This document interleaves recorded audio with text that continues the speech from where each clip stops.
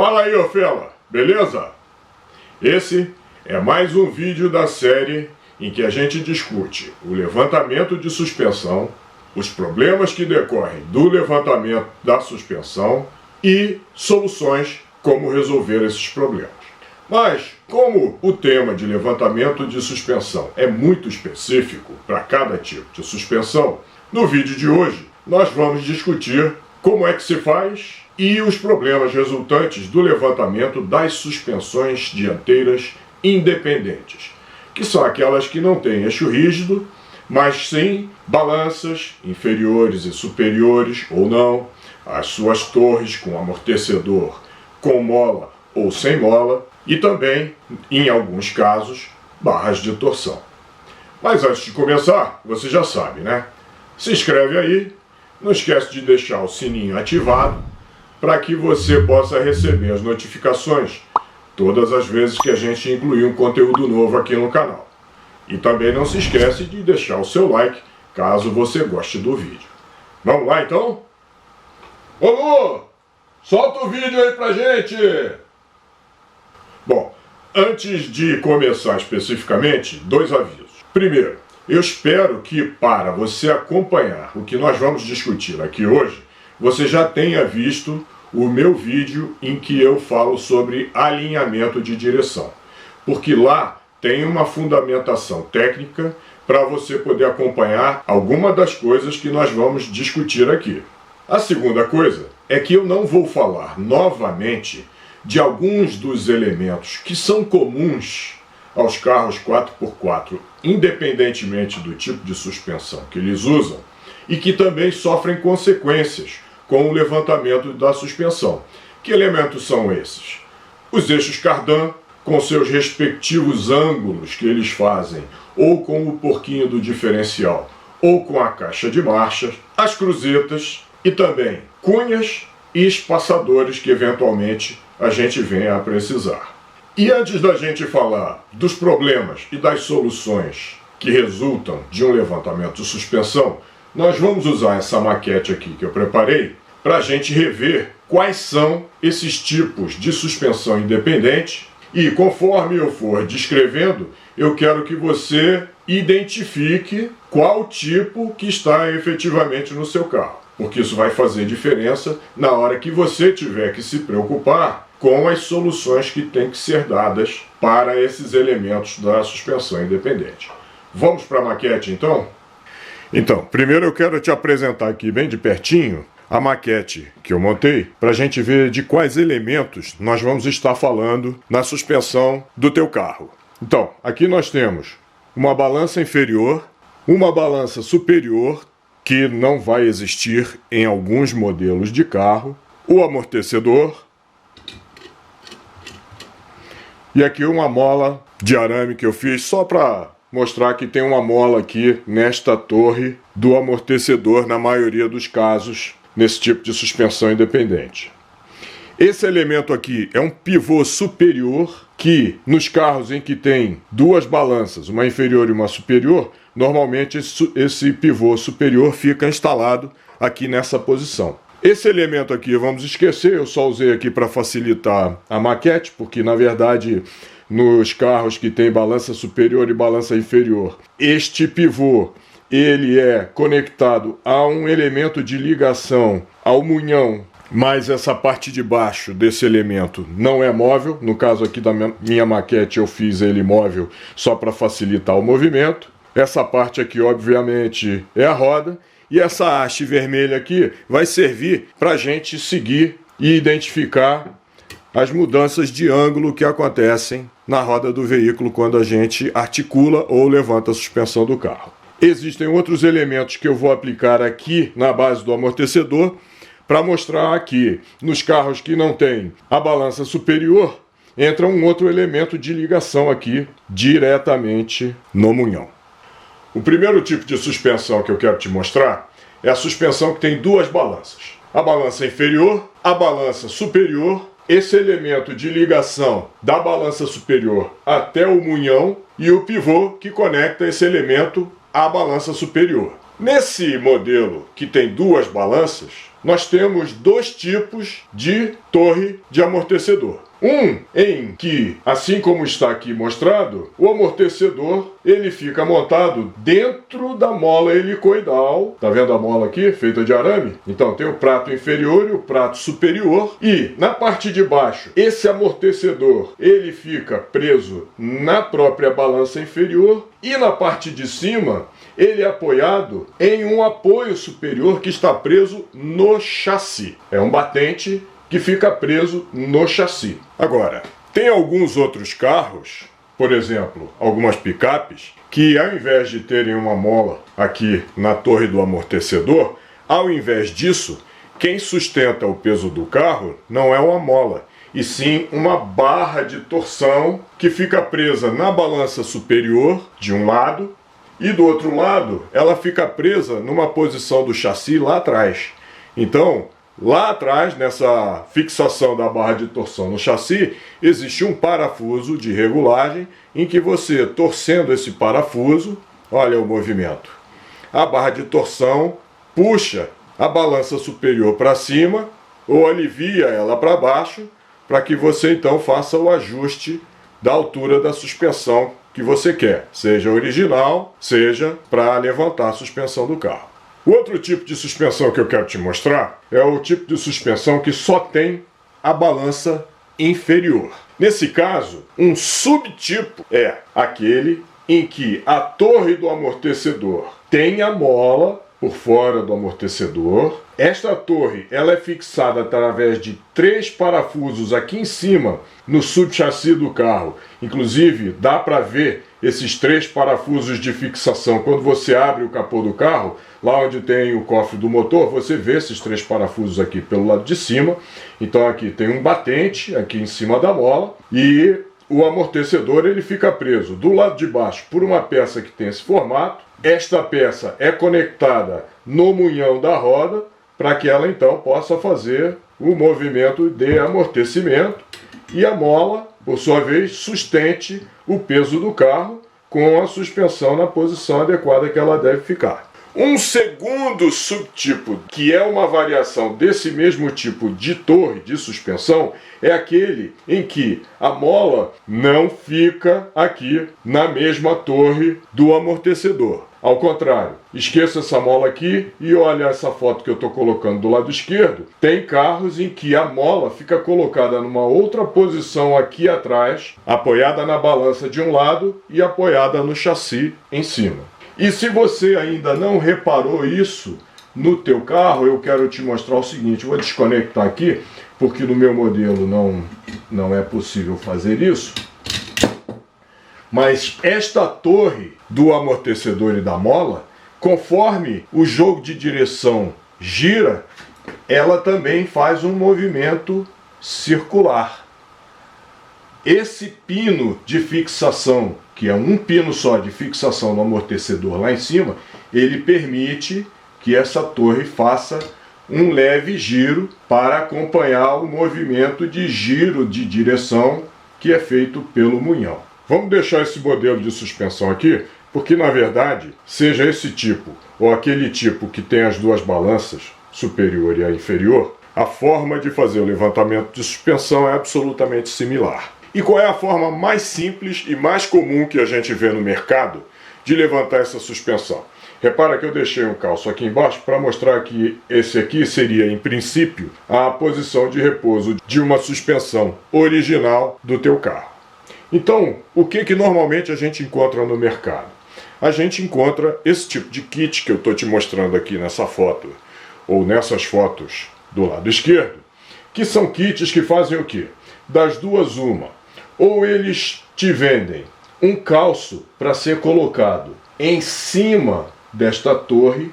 Ora, se você está colocando um calço aqui em cima dessa torre, qual é o efeito prático? Vou tirar o suporte aqui de baixo. Se você está forçando a mola para baixo, a suspensão vai levantar, ou seja, você na verdade está empurrando a balança inferior mais para baixo. Essa é uma alternativa.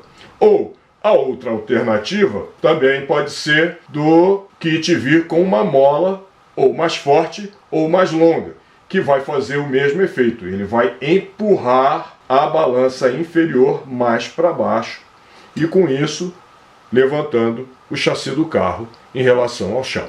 Normalmente, esses kits que vendem no mercado são kits que levantam até 2 polegadas, ou mais ou menos 5 centímetros de altura. Então vamos ver quais são as consequências desse levantamento aqui na maquete. Vou voltar aqui a maquete para a posição de repouso da suspensão original e vou colocar uma marcação de nível para ser projetada aqui nesse quadro. Então, independente dos tipos de suspensão que nós vimos aqui, o funcionamento da suspensão com a balança inferior é esse. Repara, independentemente se o teu carro está com kit de levantamento ou não, a suspensão, quando ela articula, ela provoca esse movimento. Repara na haste vermelha. Repara que conforme a suspensão sobe e desce, o camber, ele altera completamente, como consequência natural do funcionamento da articulação da suspensão. E quando você coloca um kit de levantamento de suspensão, vamos dizer que essa aqui, deixa eu chegar aqui o mais próximo da vertical possível, então vamos dizer que esse aqui seja a posição original do teu carro, em que essa haste vermelha que simboliza para nós aqui o camber, ela está praticamente na vertical. Vamos assumir que o camber original do teu carro seja 0, tá certo? Na hora que você coloca ou um calço em cima da mola ou uma mola mais comprida, ele vai empurrar a suspensão para baixo, levantando o carro, e olha o que vai acontecer. Dá para notar como é que o camber se altera?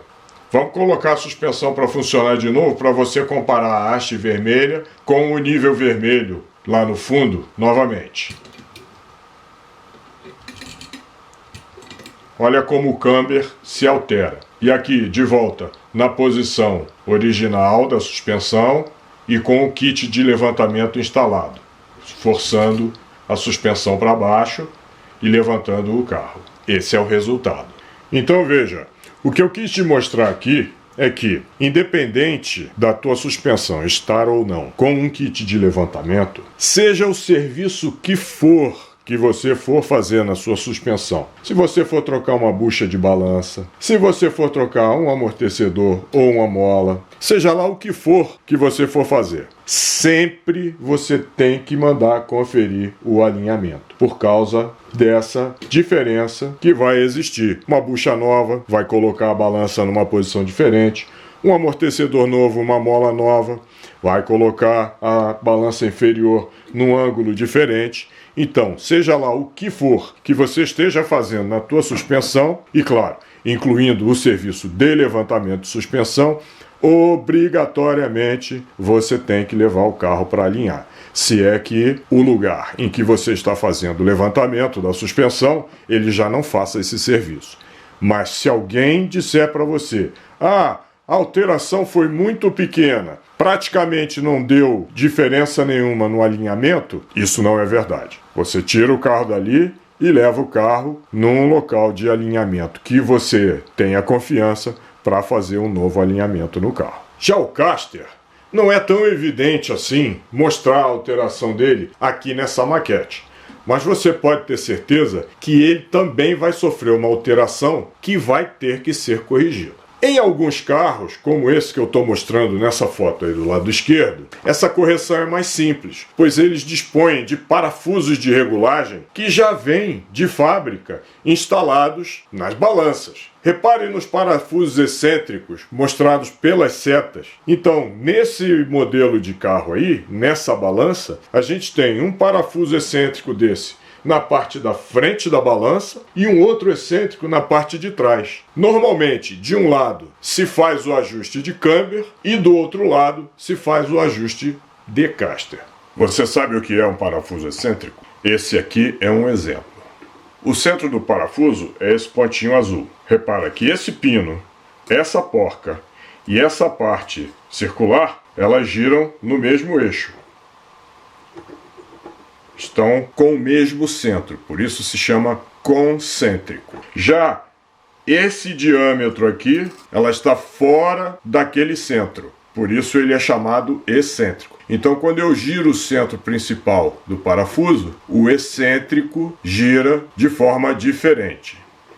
Uma das funções do parafuso excêntrico é você regular uma distância ou ajustar um determinado ângulo que duas peças fazem entre si. Então, se a gente pega essa peça aqui, que é este U, uma peça U que eu estou colocando aqui, e quero ajustar essa peça U mais para a esquerda ou mais para a direita, usando o parafuso excêntrico fica fácil, repara.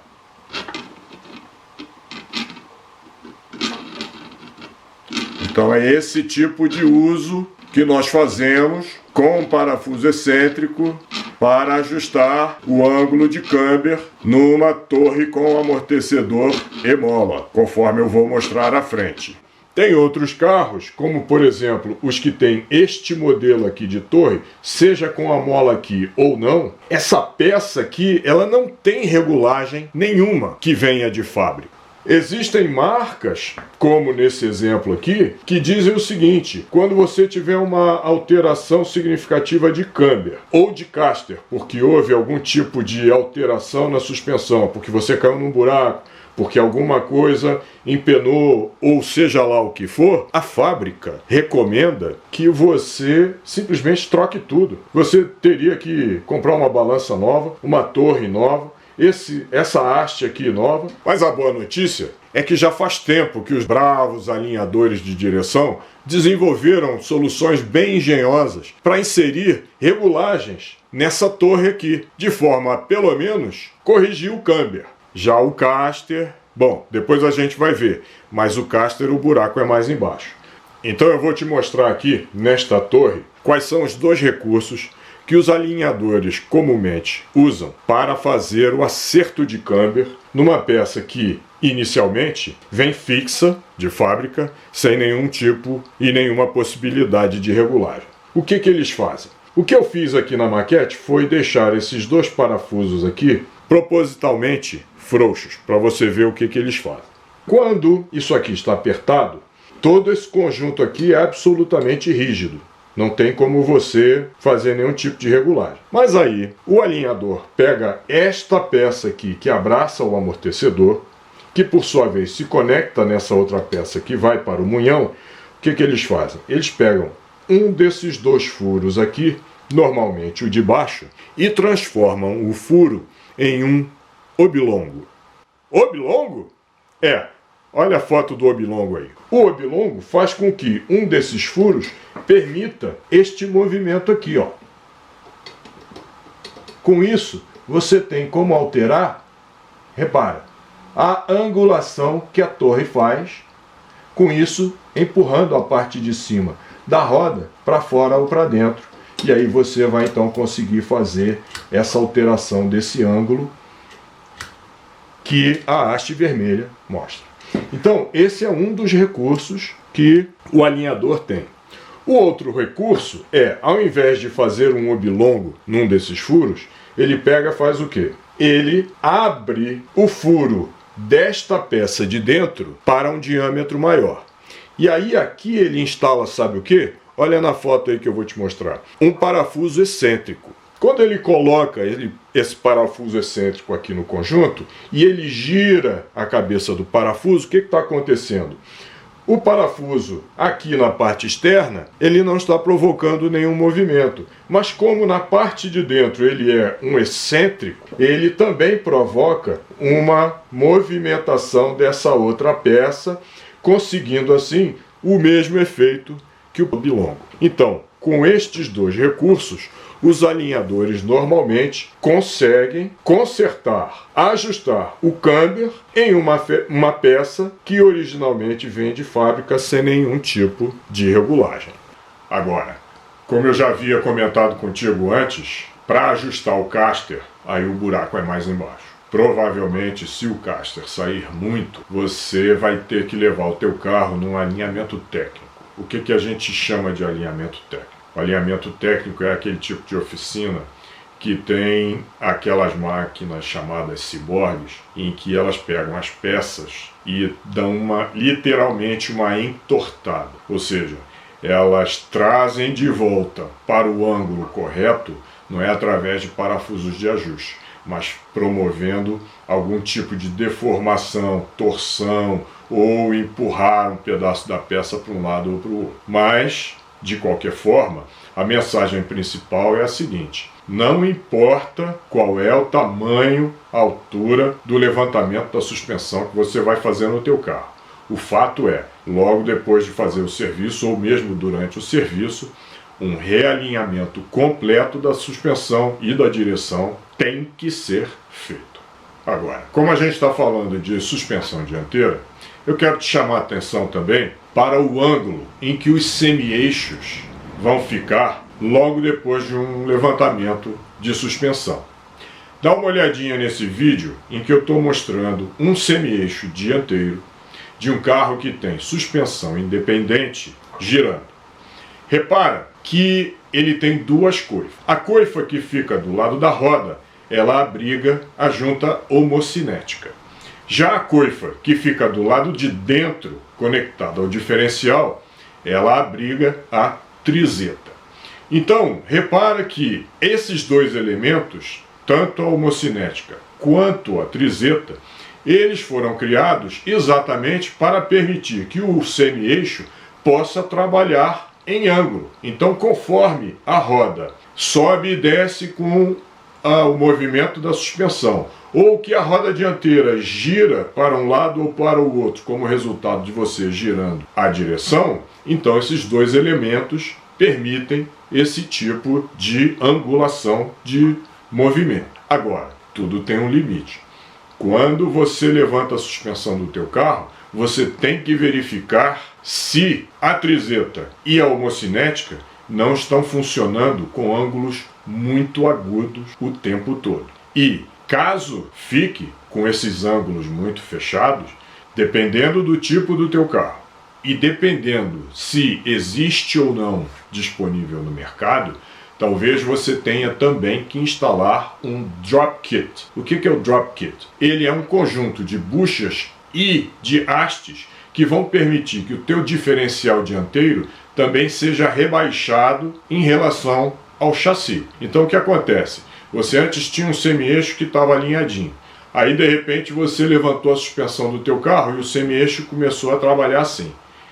Esse lado aqui sendo do diferencial, se você instalar um drop kit, o que vai acontecer? O drop kit vai trazer o diferencial mais para baixo, de forma a que a trizeta fique novamente mais bem alinhada com a cruzeta. Então, para te exemplificar, compara essa foto de um semi-eixo praticamente na horizontal com o videozinho de um outro semi-eixo que está trabalhando e girando com ângulos bastante extremos. É disso que eu estou falando. A outra coisa que eu quero te alertar é o seguinte: conforme a suspensão é levantada e a balança inferior principalmente é rebaixada, as bieletas da barra estabilizadora também vão começar a sofrer. Existem bieletas de todos os tamanhos, de todos os tipos, nos diferentes modelos de carro. Mas eu vou te mostrar algumas fotos, enquanto a gente vai conversando aqui, de bieletas que passaram a sofrer muito por causa da angulação que elas passam a fazer. Então, conforme a balança inferior, principalmente, ela tem o seu ângulo alterado, veja, a barra estabilizadora, ela não sai do lugar dela, porque normalmente o ponto de articulação da barra estabilizadora é o chassi, e o chassi continua no mesmo lugar. Então, uma barra estabilizadora que funciona assim, e de repente você pegou a balança inferior e rebaixou ela como resultado de um levantamento de suspensão, a barra estabilizadora vai ter que trabalhar num novo ângulo. E aí o que acontece? A balança, o ponto aonde a bieleta pega, onde ela é fixada, ela efetivamente se afasta da barra estabilizadora, seja num ângulo ou seja no outro.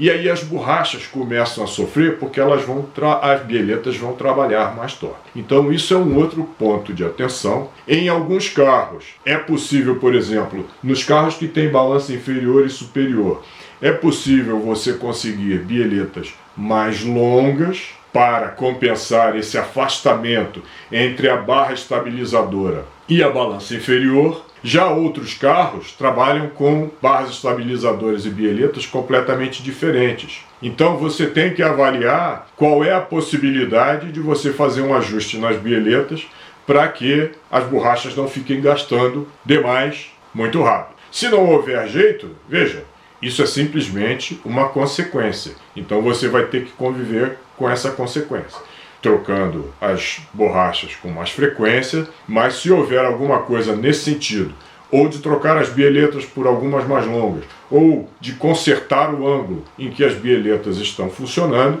isso é uma outra preocupação que você também tem que ter. Bom, como eu falei no início, esse tema todo de levantamento de suspensão, ele traz consequências muito específicas. Se eu fosse querer abordar todos os aspectos de um vídeo só, ia dar um vídeo de 2 horas. Então uma coisa que eu não falei no outro vídeo, nem vou falar nesse, é a respeito das consequências que um levantamento de suspensão causa no curso dos amortecedores. Então, para o próximo vídeo, pode esperar que eu vou abordar especificamente o que a gente tem que trabalhar nos amortecedores. É isso, fela!